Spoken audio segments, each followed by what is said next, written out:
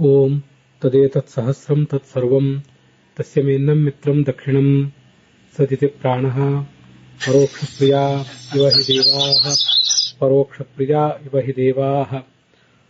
ಓಂ ಉಪೇಂದ್ರಾಯ ನಮಃ. ಓಂ ಪೀಪಾಯ ವಾಮಂ ದೃಭ್ಯೋ ಅಭಿವೀತಾ ಸಖಿಭ್ಯಃ ನು ಇಂದ್ರ ರಾಯೇವರಿ ವಸ್ಕೃಧೀನ ಆತೆ ಮನೋವವೃತ್ಯಾಮ ಮಘಾಯ. ಶ್ರೀ ಗುರುಭ್ಯೋ ನಮಃ. ಮಹಾಭಾರತದ ಅನುಶಾಸನ ಪರ್ವದ 415ನೇಯ ಈ ಭಾಗದಲ್ಲಿ ವಿಷ್ಣು ಸಹಸ್ರನಾಮ ಸ್ತೋತ್ರದ 156ನೇಯ ಉಪೇಂದ್ರ ಅನ್ನುವಂಥ ನಾಮವನ್ನು ಈ ದಿವಸ ನಾವು ಶ್ರವಣ ಮಾಡಬೇಕು. ಎಲ್ಲ ಶ್ರೋತೃಗಳಿಗೂ ಕೂಡ ಮಕರ ಸಂಕ್ರಮಣ ಪರ್ವಕಾಲದ ಶುಭಾಶಯಗಳು ಮತ್ತು ನಮಸ್ಕಾರಗಳು. ಮೊದಲು ಉಪೇಂದ್ರ ಎಂಬ ನಾಮಕ್ಕೆ ಏನು ಅರ್ಥ ಆಗ್ತದೆ ಅಂತ ಅನ್ನೋದನ್ನ ಒಂದು ಬಾರಿ ನೋಡೋಣ.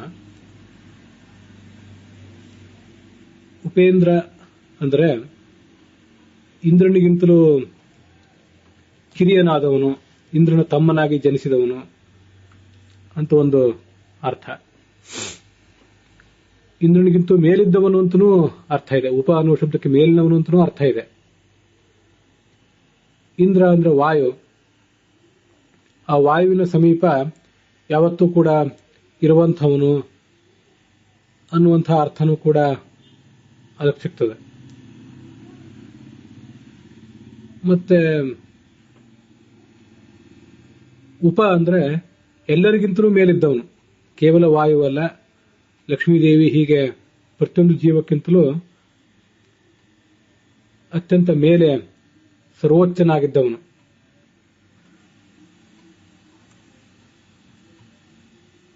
ಮತ್ತೆ ಈ ಎಲ್ಲ ವಿಷಯ ಪದಾರ್ಥಗಳೇನಿವೆ ಆ ವಿಷಯದ ಪದಾರ್ಥಗಳ ಕಡೆಗೆ ಯಾವತ್ತೂ ಕೂಡ ಧಾವಿಸುವವನು ಅಂತ ಇನ್ನೊಂದು ಅರ್ಥ. ಹೀಗೆ ಉಪೇಂದ್ರ ಶಬ್ದಕ್ಕೆ ನಾವು ಅರ್ಥಗಳನ್ನ ಗಮನಿಸಬಹುದು.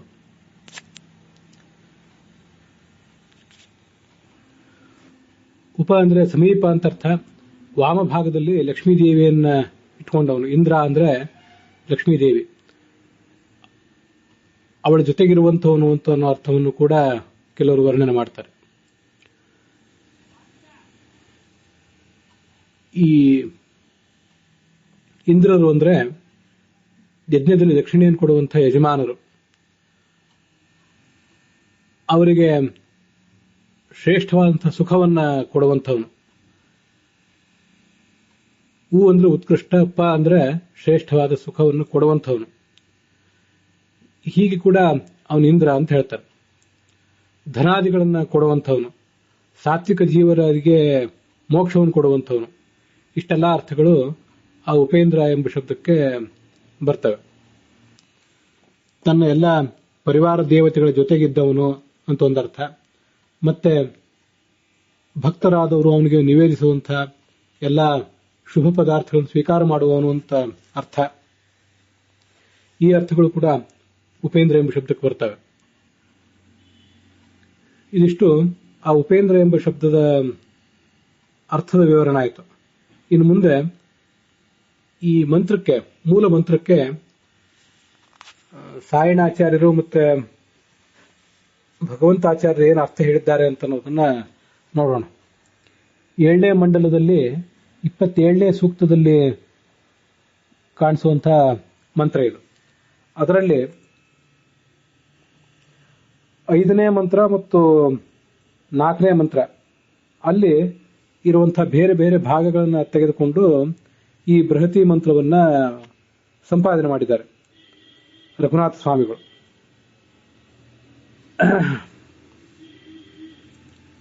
ನೂಚಿನ್ನ ಇಂದ್ರೋ ಮಘವಾಸಹೂತಿ ದಾನೋವಾಜಂ ನಿಯಮತೇನ ಊತಿ ಅನೂನಾಯಸ್ಯ ದಕ್ಷಿಣ ಪೀಪಾಯ ವಾಮಂ ನೃಭ್ಯೋ ಅಭಿವೀತಾ ಸಖಿಭ್ಯ ಅಂತ 4ನೇ ಮಂತ್ರ.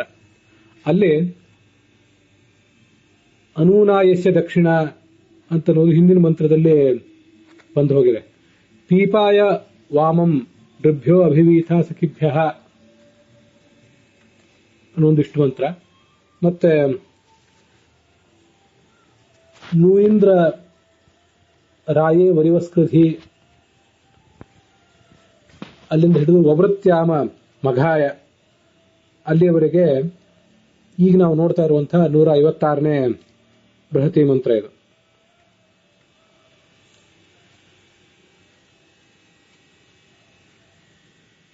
ಪೀಪಾಯ ಅಂತ ಕ್ರಿಯಾಪದ ಇದೆ. ದೋಗ್ಧಿ ಅಂತ ಸಾಯಣಾಚಾರ್ಯ ಹೇಳ್ತಾರೆ. ನಮಗೆ ಎಲ್ಲ ರೀತಿಯಾದ ಅಭೀಷ್ಟಗಳನ್ನು ನೀನು ಕೊಡಬೇಕು. ಸಖಿಗಳು ಅಂದ್ರೆ ನಿನ್ನ ಸ್ತೋತ್ರ ಮಾಡುವಂತ ಜ್ಞಾನಿಗಳು, ಪುರೋಹಿತರು ಮೊದಲಾದವರು. ಅವರಿಗೆ ಎಲ್ಲ ರೀತಿಯಾದ ಅಪೇಕ್ಷೆಗಳನ್ನು ಕೂಡ ನೀನು ಈಡೇರಿಸಬೇಕು. ನಮಗೆ ರಾಯೆ ಅಂದ್ರೆ ಧನ ಪ್ರಾಪ್ತಿಗಾಗಿ, ನು ಅಂದ್ರೆ ಕ್ಷಿಪ್ರವಾಗಿ, ವರಿವಸ್ ಅಂದ್ರೆ ಧನ, ಸಾಯಣಾಚಾರ್ಯ ಹೇಳುವಂತೆ. ಕೃಧಿ ಅಂದ್ರೆ ಕೊಡು ಅಂತ ಅರ್ಥ. ನಾವೆಲ್ಲರೂ ಕೂಡ ತವ ಮನಃ ಮಘಾಯ ಮಹನೀಯಾಯ, ಮಹಾತ್ಮನಾದಂಥ ನಿನ್ನ ಸ್ತೋತ್ರಕ್ಕಾಗಿ ಆವವೃತ್ಯಾಮ ನಾವೆಲ್ಲರೂ ಕೂಡ ನಮ್ಮನ್ನು ತೊಡಗಿಸಿಕೊಳ್ತೇವೆ ಅಂತ ಅದರ ಅಭಿಪ್ರಾಯ ಅಲ್ಲಿ ಕಾಣಿಸ್ತದೆ. ಇದಿಷ್ಟು ಸಾಯಣಾಚಾರ್ಯರು ಆ ಮಂತ್ರಕ್ಕೆ ಮಾಡುವಂತಹ ಅರ್ಥ. ಮುಂದೆ ಭಗವಂತಾಚಾರ್ಯರು ಈ ಮಂತ್ರಕ್ಕೆ ಏನು ಅರ್ಥ ಮಾಡ್ತಾರೆ ಅಂತ ಅನ್ನೋದನ್ನು ನೋಡೋಣ. ಉಪೇಂದ್ರ ಎಂಬ ನಾಮಕ್ಕೆ ಸಂಬಂಧಪಟ್ಟಂತಹ ಬೃಹತಿ ಮಂತ್ರ ಅವ್ರ ದೃಷ್ಟಿಯಲ್ಲಿ ಬೇರೆ ಇದೆ. ತೇನ ಊತಿ ಅನೂನಾ ಯಸ್ಯ ದಕ್ಷಿಣ ಪೀಪಾಯ ವಾಮಂ ಋಭ್ಯೋ ಅಭಿವೀತಾ ಸಖಿಭ್ಯ ನೂ ಇಂದ್ರ ರಾಜೆ ವರಿವಸ್ಕೃಧಿ ಅಂತ ಮಂತ್ರನೇ ಅವರ ದೃಷ್ಟಿಯಿಂದ ಬೇರೆ ಇದೆ. ಬೃಹತಿ ಮಂತ್ರದ ಸಂಪಾದನೆ ರಘುನಾಥ ಸ್ವಾಮಿಗಳ ದೃಷ್ಟಿಯಲ್ಲಿ ಮತ್ತು ಭಗವಂತಾಚಾರ್ಯ ದೃಷ್ಟಿಯಲ್ಲಿ ಬೇರೆ ಬೇರೆ ಇರ್ತದೆ. ನಾವು ಅದನ್ನು ಹಿಂದೆಯಿಂದ ನೋಡ್ತಾ ಬಂದಿದ್ದೇವೆ. ನಾವೀಗ ನೋಡ್ತಿರುವ ಸಂಪಾದಿತವಾದ ಬೃಹತಿ ಮಂತ್ರ ರಘುನಾಥ ಸ್ವಾಮಿಗಳ ಮೂಸೆಯಲ್ಲಿ ಹೊರಗೆ ಬಂದದ್ದು. ತನ್ನ ಸಮೀಪದಲ್ಲಿ ಲಕ್ಷ್ಮೀದೇವಿಯನ್ನು ಇಟ್ಟುಕೊಂಡವನು ಅನ್ನೋ ಅರ್ಥವನ್ನು ಹೇಳಿದವರು ಭಗವಂತಾಚಾರ್ಯರೇ. ಮತ್ತೆ ಇಂದ್ರರು ಅಂದ್ರೆ ದಕ್ಷಿಣೆಯನ್ನು ಕೊಡುವಂಥವ್ರು, ಯಜ್ಞದಲ್ಲಿ ದಕ್ಷಿಣೆಯನ್ನು ಕೊಡುವಂಥ ಯಜಮಾನರು. ಅವರಿಗೆ ಉತ್ಕೃಷ್ಟವಾದ ಸುಖವನ್ನು ಮೋಕ್ಷದಲ್ಲಿ ಉಣಿಸುವವನು, ಸಾತ್ವಿಕ ಜೀವರಿಗೆ ಮೋಕ್ಷ ಕೊಡುವವನು. ಇದಂ ಅಂದ್ರೆ ಧನ ಸಂಪತ್ತು ಮೊದಲಾದನ್ನು ಕೊಡುವಂಥವನು ಆ ಇಂದ್ರ ಅಂತೆಷ್ಟು ಅದಕ್ಕೆ ಅರ್ಥ ಆಗ್ತದೆ. ಎಲ್ಲ ಅರ್ಥಗಳನ್ನ ಹೇಳಿದವರು ಅವರೇ. ಇನ್ನು ಅಭಿವೀತ ಸಖಿಭ್ಯ ಪೀಪಾಯ ವಾಮಂ ಇತ್ಯಾದಿ ಏನಿದೆ ಅಲ್ಲಿ ತನ್ನ ಭಕ್ತರಿಗೆ ಯಾವತ್ತೂ ಎಲ್ಲ ರೀತಿಯಾದ ಮಂಗಲವನ್ನ ಪೀಪಾಯ ಇವನು ಕುಡಿಸ್ತಾನೆ ಅಂತ ಹೀಗೆ ಅರ್ಥ ಭಗವಂತಾಚಾರ್ಯರು ವರ್ಣನೆ ಮಾಡ್ತಾರೆ. ಅವ್ರು ಹೇಳುವಂತ ಮತ್ತೊಂದು ಅರ್ಥ ಇದೆ. ಈ ದಕ್ಷಿಣಾಶಬ್ದ ವಾಚ್ಯರಾದ ಲಕ್ಷ್ಮೀದೇವಿ ಸ್ವಯಂವರ ನಡೆದಾಗ ಎಲ್ಲ ದೇವತೆಗಳನ್ನ ಬಿಟ್ಟು ಈ ಭಗವಂತನನ್ನೇ ಪೀಪಾಯ ಉಳಿದೆಲ್ಲ ದೇವತೆಗಳನ್ನು ತಿರಸ್ಕಾರ ಮಾಡಿ ಭಗವಂತನನ್ನೇ ತನ್ನ ಪತಿ ಅಂತ ವರಿಸಿದಳು. ಈ ಒಂದು ಅರ್ಥವನ್ನು ಕೂಡ ಅವರು ಪೀಪಾಯ ವಾಮಂ ದಕ್ಷಿಣ ಅನ್ನೋ ಶಬ್ದಕ್ಕೆ ಅರ್ಥ ಹೇಳ್ತಾರೆ. ಮುಂದೆ ವರಿವಹ ಇತ್ಯಾದಿ ಕೆಲವು ತುಣುಕುಗಳಿವೆ. ವರಿವಹ ಅಂದ್ರೆ ಎಲ್ಲ ಶ್ರೇಷ್ಠರನ್ನೂ ಕೂಡ ಶ್ರೇಷ್ಠನಾದ ಮುಖ್ಯ ಪ್ರಾಣನನ್ನ ಮುನ್ನಡೆಸುವವನೇ, ಅವನಿಗೂ ಪ್ರೇರಕನಾದವನೇ. ನಮಗೆ ರಾಯೇ ಅಂದ್ರೆ ವಿದ್ಯಾಧನಕ್ಕಾಗಿ ಮೋಕ್ಷವೆಂಬ ಸಂಪತ್ತಿಗಾಗಿ ನಮ್ಮನ್ನ ಯೋಗ್ಯರನ್ನಾಗಿ ಮಾಡು. ಇದಿಷ್ಟು ಆ ಭಗವಂತಾಚಾರ್ಯರು ಈ ಮೂಲ ಮಂತ್ರಗಳಿಗೆ ಮಾಡಿದಂಥ ಅರ್ಥ. ಇನ್ನು ನಾವು ರಘುನಾಥ ಸ್ವಾಮಿಗಳು ಈ ಮಂತ್ರಕ್ಕೆ ಏನು ಅರ್ಥ ಹೇಳ್ತಾರೆ ಅಂತ ಅನ್ನೋದನ್ನ ನೋಡಬೇಕು. ವರಿವಹ ಅಂತ ಮಂತ್ರ ಪ್ರಾರಂಭ ಕಾಣ್ತದೆ. ಹೇ ಇಂದ್ರ ಅಂತ ಭಗವಂತನ ಸಂಬೋಧನೆ. ಭಗವಂತನೇ ವರಿವಹ ಅಂದ್ರೆ ಅದು ಸಪ್ತಮಿ ವಿಭಕ್ತಿಯ ಒಂದು ಸಂಕ್ಷಿಪ್ತ ರೂಪ. ಶ್ರೇಷ್ಠವಾದಂತಹ ಯಜ್ಞ. ಆ ಯಜ್ಞದಲ್ಲಿ ನಹ ಅಸ್ಮದೀಯಂ, ನಮ್ಮ ಈ ಮನಃ ಕೃಧಿ, ನಮ್ಮ ಮನಸ್ಸು ಅಲ್ಲಿ ತೊಡಗುವಂತೆ ನೀನು ಮಾಡಬೇಕು. ತತಶ್ಚ ವಯಂ ಮಘಾಯ ಯಜ್ಞಾಯ ಆವವೃತ್ಯಾಮ, ಏನು ಯಜ್ಞ ನಡೀತದೆ ಆ ಯಜ್ಞದಲ್ಲಿ ನಾವು ಕೂಡ ಪ್ರವೃತ್ತಿಯನ್ನ ಮಾಡ್ತೇವೆ. ಮುಂದೆ ಸಖಿಭ್ಯ, ಏನು ಪರಿವಾರ ದೇವತೆಗಳಿದ್ದಾರೆ, ಆ ಪರಿವಾರ ದೇವತೆಗಳ ಜೊತೆಗೂಡಿ ನೀನು ಇಲ್ಲಿಗೆ ಬಂದು ಮುಟ್ಟಬೇಕು. ಸಂವೃತಃ ತ್ವಂ ನೃಭ್ಯ ನೇತೃಣಾಂ ಅಸ್ಮಾಕಂ, ನಮಗೆಲ್ಲರಿಗೂ ವಾಮವನ್ನ ಅಂದ್ರೆ ಮಂಗಲವನ್ನ, ನಾವು ಕೊಡುವಂತಹ ವಾಮ ಅಂದ್ರೆ ಸೋಮರಸವನ್ನ ನೀನು ಸ್ವೀಕಾರ ಮಾಡಬೇಕು. ಮತ್ತೆ ರಾಯೆ ಅಂದ್ರೆ ಸಂಪತ್ತು, ಆ ಸಂಪತ್ತಿಗೆ ನಮ್ಮನ್ನ ಯೋಗ್ಯರನ್ನಾಗಿ ಕೂಡ ಮಾಡಬೇಕು. ನೀನು ಸಂಪತ್ತನ್ನು ನಮಗೆ ನೀನು ಪೀಪಾಯ ಪಿವ, ನಾನು ಹೇಳುವಾಗ ಸ್ವಲ್ಪ ವ್ಯತ್ಯಾಸ ಮಾಡಿದೆ. ನಾವು ಕೊಡುವಂತಹ ಸೋಮರಸವನ್ನ ನೀನು ಪಾನ ಮಾಡಬೇಕು ಅಂತ ಅದರ ತಾತ್ಪರ್ಯ. ಅಲ್ಲಿ ಉಪೇಂದ್ರ ಅಂತ ಶಬ್ದ ಇದೆ. ಉಪೇಂದ್ರ ಅಂದ್ರೆ ಅಂದ್ರೆ ಪರಿವಾರ ದೇವತೆಗಳ ಜೊತೆಗೆ ಸಹಿತನಾದವನು ಅಂತ ಅರ್ಥ. ಇಂದ್ರ ಅಂದ್ರೆ ಭಗವಂತ. ಹೀಗೆ ಪರಿವಾರ ದೇವತೆಗಳ ಜೊತೆಗೂಡಿದಂತಹ ಭಗವಂತ ಏನಿದ್ದಾನೆ ಅವನನ್ನೇ ಉಪೇಂದ್ರ ಅಂತ ವರ್ಣಿಸ್ತಾರೆ. ಈ ಉಪೇಂದ್ರ ಎಂಬ ಶಬ್ದದ ನಾಮದ ವ್ಯಾಖ್ಯಾನವನ್ನ ಅಭಿವೀತ ಸಖಿಭ್ಯ, ಎಲ್ಲ ಪರಿವಾರ ದೇವತೆಗಳ ಜೊತೆಗೂಡಿ ನೀನು ಬರ್ತಿ ಅಂತ ಈ ಬೃಹತಿ ಮಂತ್ರ ಮಾಡಿದೆ. ಇದಿಷ್ಟು ರಘುನಾಥ ಸ್ವಾಮಿಗಳು ಹೇಳಿದಂಥ ಅರ್ಥ. ಇನ್ನು ಮುಂದೆ ಈ ಮಂತ್ರಕ್ಕೆ ನಾನೇನು ಅರ್ಥ ಮಾಡಿದ್ದೀನಿ ಅಂತ ಅನ್ನೋದನ್ನ ನೋಡೋಣ.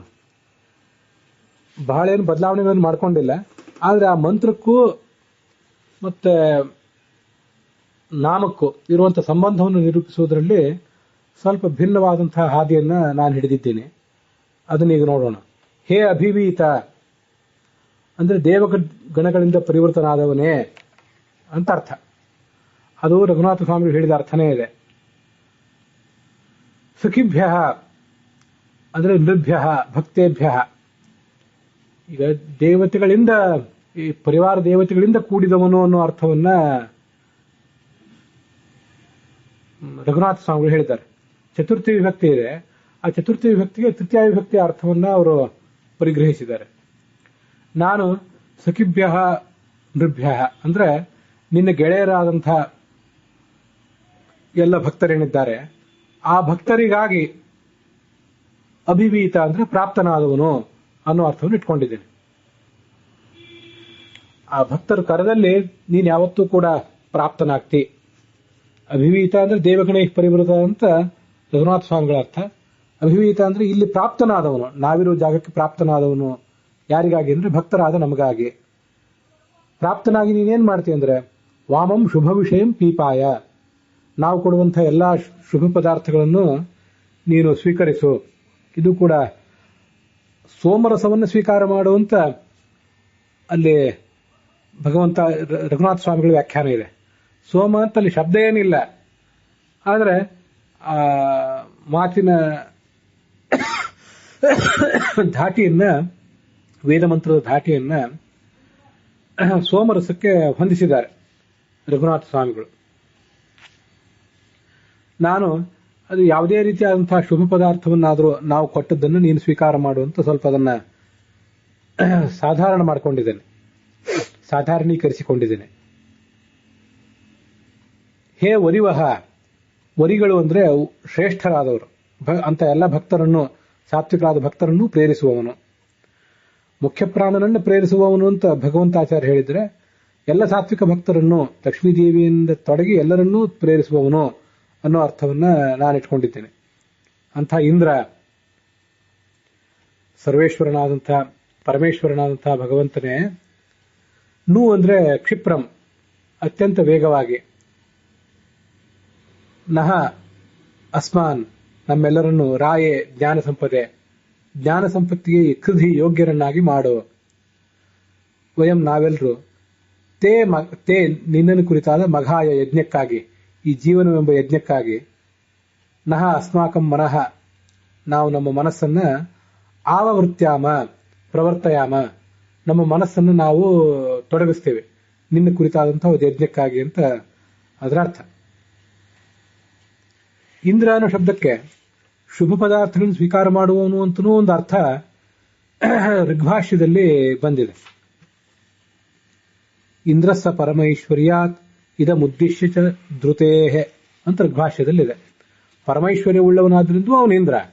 ಮತ್ತೆ ಇದಮುದ್ದೇಶ್ಯ ಧೃತೇಹೆ ನಾವು ಕೊಟ್ಟಂತಹ ವಿಷಯ ಪದಾರ್ಥ ಏನಿದೆ, ಇದಮ್ ಅಂದ್ರೆ ಇದನ್ನು ಅಂದ್ರೆ ನಾವು ಕೊಡುವಂತಹ ವಿಷಯ ಪದಾರ್ಥವನ್ನು ಕುರಿತು ಧೃತೇಹೆ ಶೀಘ್ರವಾಗಿ ಅವನು ಧಾವಿಸಿ ಬರುವುದರಿಂದ ಅದರಿಂದ ಅವನಿಗೆ ಇಂದ್ರ ಅಂತ ಹೆಸರು.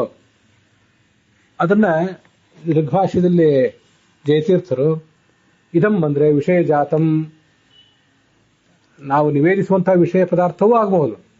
ನಾವೆಲ್ಲರೂ ಏನನ್ನು ಸ್ವೀಕಾರ ಮಾಡ್ತಾ ಇದ್ದೀವಿ ಅದನ್ನು ಭಗವಂತ ಸ್ವೀಕಾರ ಮಾಡಿದಾಗಲೇ ನಾವು ಸ್ವೀಕಾರ ಮಾಡ್ಲಿಕ್ಕೆ ಸಾಧ್ಯ ಆಗೋದು. ಈ ವಿಷಯ ಪದಾರ್ಥವನ್ನು ಉದ್ದೇಶಿಸಿ ಧೃತೇಹೆ ಅಂದ್ರೆ ಶೀಘ್ರವಾಗಿ ಧಾವಿಸಿ ಬರುವುದರಿಂದ ಇಂದ್ರ ಅಂತ ಹೀಗೆ ಅರ್ಥ ಋಗ್ಭಾಷ್ಯದಲ್ಲಿದೆ. ಇದೇ ಅರ್ಥವನ್ನ ಈ ಬೃಹತಿ ಮಂತ್ರ ಅಭಿವೀತಃ ವಾಮಂ ಪೀಪಾಯ, ಅಭಿವೀತಃ ಶೀಘ್ರವಾಗಿ ಬಂದು, ವಾಮಂ ನಾವು ಕೊಡುವಂತಹ ಮಂಗಲ ಪದಾರ್ಥಗಳನ್ನ, ಪೀಪಾಯ ಸ್ವೀಕಾರ ಮಾಡು ಅಂತ ವರ್ಣನೆ ಮಾಡಿದ್ದಾರೆ. ಇದೇ ಬೃಹತಿ ಮಂತ್ರ ಅಭಿವೀತಃ ವಾಮಂ ಪೀಪಾಯ ಅಂತಿಷ್ಟು 3 ಶಬ್ದಗಳಿಂದ ಇಂದ್ರ ಎಂಬ ಶಬ್ದದ ವ್ಯಾಖ್ಯಾನವನ್ನ ಮಾಡಿದೆ.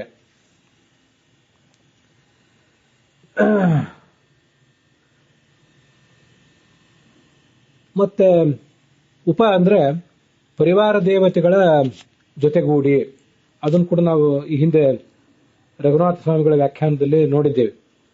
ಪರಿವಾರ ದೇವತೆಗಳ ಜೊತೆಗೂಡಿದಂತಹ ಇಂದ್ರ ಇತ್ಯರ್ಥ. ಆ ಒಂದು ಅರ್ಥವೂ ಕೂಡ ಸಖಿಭ್ಯ ಅಭಿವೀತ ಪರಿವಾರ ದೇವೈಹಿ ಪರಿವೃತ ಅಂತ ಈ 2 ಶಬ್ದಗಳಿಂದ, ಸಖಿಭ್ಯ ನೃಭ್ಯ ಅಭಿವೀತ ಇಷ್ಟು ಶಬ್ದಗಳಿಂದ ಇಂದ್ರ ಉಪೇಂದ್ರ ಎಂಬ ಶಬ್ದದ ವ್ಯಾಖ್ಯಾನವನ್ನ ಬೃಹತಿ ಮಂತ್ರ ಮಾಡಿದೆ ಅಂತ ತಿಳ್ಕೊಳ್ಬೇಕು.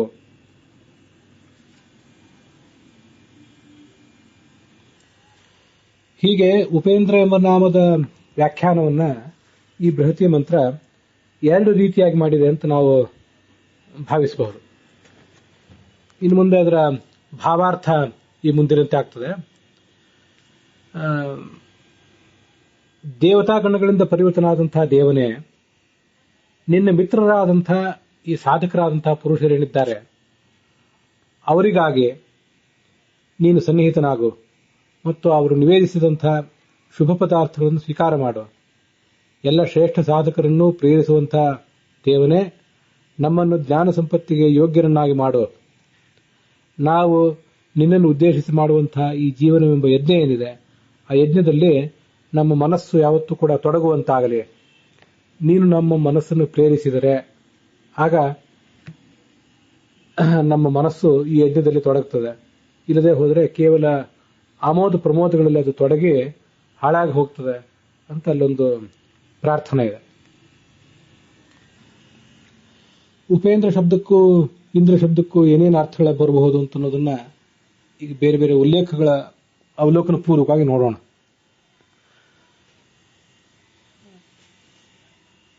ಇದಂ ಸರ್ವಂ ಪಶ್ಯತಿ ಇತಿ ಇಂದ್ರ. ಋಗ್ಭಾಷ್ಯದಲ್ಲಿ ಅವನು ಇಂದ್ರ ಶಬ್ದದಿಂದ ವಾಚ್ಯನ ಹೇಗೆ ಅಂದ್ರೆ ಎಲ್ಲವನ್ನೂ ನೋಡುವುದರಿಂದ, ತನ್ನ ಗುಣ ಸಮೂಹವನ್ನೆಲ್ಲ, ತನ್ನ ಸ್ವರೂಪವನ್ನ, ತನ್ನ ಗುಣ ವೈಭವವನ್ನ ಅತ್ಯಂತ ಸ್ಪಷ್ಟವಾಗಿ ತಿಳಿಯುವವನು ಈ ಪರಮಾತ್ಮನೇ. ಅದರಿಂದ ಅವನು ಇದಂ ದ್ರ ಅಂತ ಹೀಗೆ ವರ್ಣನೆ ಮಾಡ್ತಾರೆ. ಇದಂ ದ್ರ ಅಂತನ್ನುವುದನ್ನೇ ಇಂದ್ರ ಅಂತ ಹೇಳ್ತಾರೆ. ನೇರವಾಗಿ ಹೇಳುವುದಿಲ್ಲ ಯಾವತ್ತೂ ಕೂಡ, ಅದನ್ನ ಹೀಗೆ ಪರೋಕ್ಷವಾಗಿ ಉಪನಿಷತ್ತು ವರ್ಣನೆ ಮಾಡ್ತದೆ. ತಸ್ಮಾದ್ ಇದಂ ದ್ರೋ ನಾಮ ಇಂದ್ರೋ ಹವೈ ನಾಮ ತಮ್ ಇದಂ ದ್ರಂ ಸಂತಮಿಂದ್ರ ಇತ್ಯಾಚಕ್ಷತೆ ಪರೋಕ್ಷೇಣ ಪರೋಕ್ಷ ಪ್ರಿಯಾ ಇವ ಹಿ ದೇವಾಃ ಪರೋಕ್ಷ ಪ್ರಿಯಾ ಇವ ಹಿ ದೇವಾಃ ಇದು ಐತ್ರಿ ಉಪನಿಷತ್ತಿನ ಒಂದು ಉಲ್ಲೇಖ. ಇಲ್ಲೇನು ಪರೋಕ್ಷ ಪ್ರಿಯ ಇವ ಹಿದೇವಾಹ ಪರೋಕ್ಷ ಪ್ರಿಯ ಇವ ಹಿದೇವಾಹ ಅಂತ ಬರ್ತದೆ. ಇದನ್ನೇ ಈ ವಿಷ್ಣು ಸಹಸ್ರನಾಮ ಪ್ರವಚನದ ಆರಂಭದಲ್ಲಿ ಪರಮಾತ್ಮನನ್ನ, ಆ ಬಳಿಕ ಲಕ್ಷ್ಮೀದೇವಿಯನ್ನ, ಮುಂದೆ ಪ್ರಾಣದೇವನನ್ನು ಸ್ತುತಿಸಿದ್ದಾದ ಮೇಲೆ ಎಲ್ಲ ದೇವತೆಗಳನ್ನು ಸಾಮೂಹಿಕವಾಗಿ ಸ್ತುತಿಸುವಾಗ ನಾನು ಪ್ರತಿನಿತ್ಯ ಹೇಳುವುದು ಇಲ್ಲಿಯ ಈ ಭಾಗವನ್ನೇ. ಐತ್ರಿ ಉಪನಿಷತ್ತಿನ 2, 3, 3 ಅಲ್ಲಿ 10 ಮತ್ತು 11ನೇ ಮಂತ್ರ ಇದೆ. 2ನೇ ಆರಣ್ಯಕ ಅಧ್ಯಾಯ, ಅದರಲ್ಲಿ ಆರಣ್ಯಕ, ಹೀಗೆಲ್ಲ ಅದನ್ನ ವಿಭಾಗ ಮಾಡ್ಕೊಂಡು ತಿಳ್ಕೊಳ್ಬೇಕು. ಅಂತೂ 2, 3, 3 ಅಲ್ಲಿ 10 ಮತ್ತು 11ನೇ ಮಂತ್ರಗಳು. ತದ್ವಾ ಇದಂ ಬೃಹತಿ ಸಹಸ್ರಂ ಸಂಪನ್ನಂ ತದ್ಯಶಸ್ಸ ಇಂದ್ರಃ ಸ ಭೂತಾನಾಮಧಿಪತಿ ಅಂತ ಐತ್ರೇಯ ಉಪನಿಷತ್ತಿನಲ್ಲಿ ಉಲ್ಲೇಖ ಇದೆ. ಭಗವಂತನೇ ಈ ಮಹಾ ಐಶ್ವರ್ಯವುಳ್ಳವನು, ಎಲ್ಲ ಭೂತಗಳಿಗೂ ಅವನೇ ಅಧಿಪತಿ. ಆದ್ರಿಂದ ಅವನು ಮಹಾ ಐಶ್ವರ್ಯವುಳ್ಳವನು, ಅವನೇ ಇಂದ್ರ. ಈ ಬೃಹತಿ ಸಹಸ್ರ ಎಲ್ಲವೂ ಕೂಡ ಅವನ ಯಶಸ್ಸಿನ ಗುಣಗಾನವೇ ಆಗಿದೆ ಅಂತ ವರ್ಣನೆ ಬಂದಿದೆ.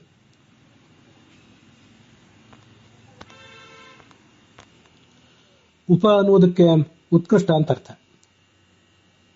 ಮತ್ತೆ ಇಂದ್ರ ಅಂದ್ರೆ ಎಲ್ಲಾ ಪದಾರ್ಥಗಳನ್ನು ಸ್ವೀಕಾರ ಮಾಡುವವನು ಅಂತ ಅರ್ಥ. ಅತ್ಯಂತ ಉತ್ಕೃಷ್ಟನಾದ್ರಿಂದಲೇ ಈ ಜಗತ್ತಿನಲ್ಲಿ ಎಲ್ಲರೂ ನಿವೇದಿಸುವಂತಹ ಎಲ್ಲಾ ಪದಾರ್ಥಗಳನ್ನು ಅವನೇ ಸ್ವೀಕರಿಸ್ತಾನೆ. ಉಪ ಅಂದ್ರೆ ಶ್ರೇಷ್ಠ ಅಂತ ಅರ್ಥ. ಇಂದ್ರ ಅಂದ್ರೆ ದೀಪ್ತಿ, ಪ್ರಕಾಶವುಳ್ಳವನು ಅಂತಲೂ ಋಗ್ಭಾಷ್ಯದಲ್ಲಿ ಒಂದ್ ಕಡೆ ವ್ಯಾಖ್ಯಾನ ಮಾಡಿದ್ದಾರೆ. ಎಲ್ಲರ ಅಪೇಕ್ಷೆಗಳನ್ನು ಈಡೇರಿಸುವವನು ಅಂತಲೂ ಒಂದು ಅರ್ಥ ಇದೆ.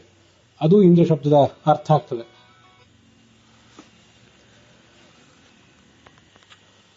ಬಲಿ ಸ್ವರ್ಗದ ಆಧಿಪತ್ಯವನ್ನು ಕಸ್ಕೊಂಡು ದೇವತೆಗಳನ್ನು ಓಡಿಸಿದಾಗ ಇಂದ್ರಾದಿ ದೇವತೆಗಳನ್ನು ಅನುಗ್ರಹಿಸುವುದಕ್ಕಾಗಿ ಅದಿತಿ ಕಶ್ಯಪರಲ್ಲಿ ಈತ ವಾಮನನಾಗಿ ಹುಟ್ಟಿದ.